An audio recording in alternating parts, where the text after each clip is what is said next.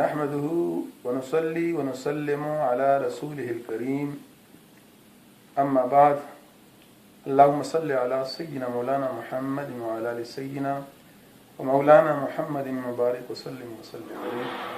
عزیزان گرامی القدر، میں آج ایک اہم مسئلے کی وضاحت کرنا چاہتا ہوں۔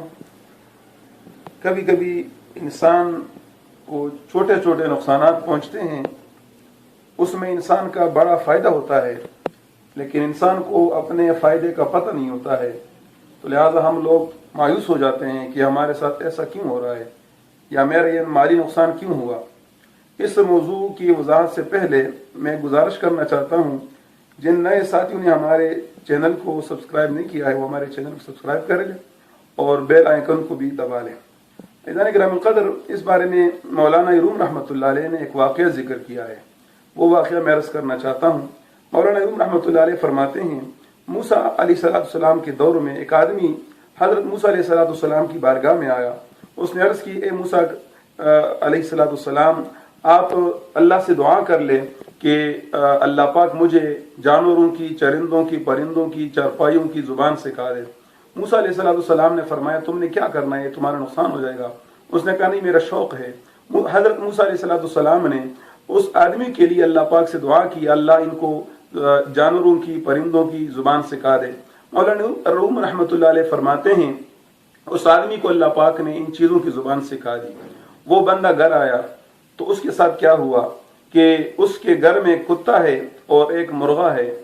گھر کا جو دسترخوان ہے اس پہ جو تھوڑے بہت ٹکڑے رہ گئے، وہ گھر والے پھینک رہے تھے، انہوں نے پھینک دیا، تو اس مرغے نے اس ٹکڑے کو کھانا شروع کیا۔ کتے نے کہا کہ یہ روٹی کا ٹکڑا مجھے دے دے، آپ ویسے بھی ادھر ادھر سے دانہ شانہ کھا لیتے ہیں، تو لہٰذا روٹی کا ٹکڑا مجھے دے دے۔ تو مرغے نے کہا کہ آپ فکر نہ کریں، ہمارے مالک کے گھر جو ہے کل گھوڑا مرنے والا ہے، تو لہٰذا آپ اس کے گوشت کھا لیں گے، تو یہ روٹی کا ٹکڑا مجھے رہنے دیجیے۔ تو کیا ہوا کہ کل کا دن مالک تو یہ بات سن رہا تھا، مالک نے کیا کیا، اپنے گھوڑے کو اس کا رسی کھول دیا اور بازار میں جا کے اس کو بیچ دیا، اپنے آپ کو نقصان سے بچا لیا۔ دوسرے دن کتے نے پھر مرغے سے کہا کہ یہ روٹی کا ٹکڑا مجھے دے دے، آپ دانہ شانہ کھا لیتے ہیں، اور کل آپ نے مجھ سے جھوٹ بولا تھا۔ تو مرغے نے کہا کہ ہم لوگ جھوٹ نہیں بولتے، ہم تو زمین ہیں، ہم تو اذانیں دیتے ہیں، تو لہٰذا آپ فکر نہ کریں۔ مالک نے اپنے آپ کو نقصان سے تو بچایا، لیکن کل اس کے گھر میں اونٹ مرنے والا ہے، لہذا تم اس کے گوشت کھا لو گے، تم فکر نہ کرو۔ مالک دوسرے دن بھی وہ بات سن رہا تھا، تو مالک نے کیا کیا، ہوشیاری کا مظاہرہ کیا اور اس نے اونٹ کا رسی کھول کے بازار میں بیچ دیا۔ تیسرے دن پھر اسی طرح مکالمہ ہوا مرغے کا اور کتے کا آپس میں، تو مرغے نے پھر کہا کہ کل ہمارے مالک کے گھر جو ہے خچر مرنے والا ہے، لہذا تم اس کے گوشت کھا لو گے، صبر کر لے۔ تو تیسرے دن مالک نے پھر خچر کا رسی کھول کے اس کو بھی بازار میں بیچ دیا۔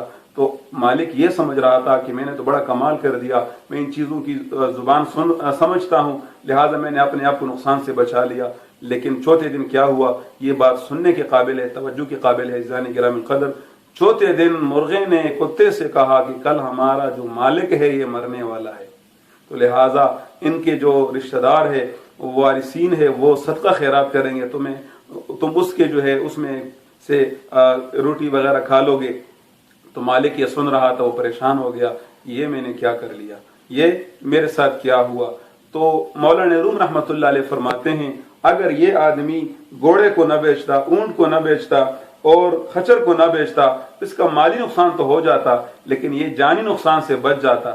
لیکن اس نے مالی نقصان سے اپنے آپ کو بچایا اور بڑا نقصان اس نے کمایا۔ موسیٰ علیہ السلام کی بارگاہ میں دوڑتے ہوئے آیا اور اس نے عرض کی، موسیٰ علیہ السلام، میں مرنے والا ہوں، اب میرے لیے دعا کیجیے کہ یہ کام یہ ٹل جائے، مصیبت ٹل جائے۔ موسیٰ علیہ السلام نے فرمایا کہ میں نے تمہیں کہا تھا، اب تیر جو ہے کمان سے نکل گیا ہے، میں تمہارے لیے ایمان کی سلامتی کا دعا کروں گا، اور وہاں اس بندے کا وصال ہوا۔ تو عرض کرنے کا مقصد یہ ہے کہ جب ہمیں چھوٹے چھوٹے نقصانات پہنچتے ہیں، مالی نقصانات پہنچتے ہیں، یہ ہمارے بڑی بڑی مصیبتوں کو ٹلنے والے ہوتے ہیں، لہذا ہمیں اس پہ پریشان نہیں ہونا چاہیے۔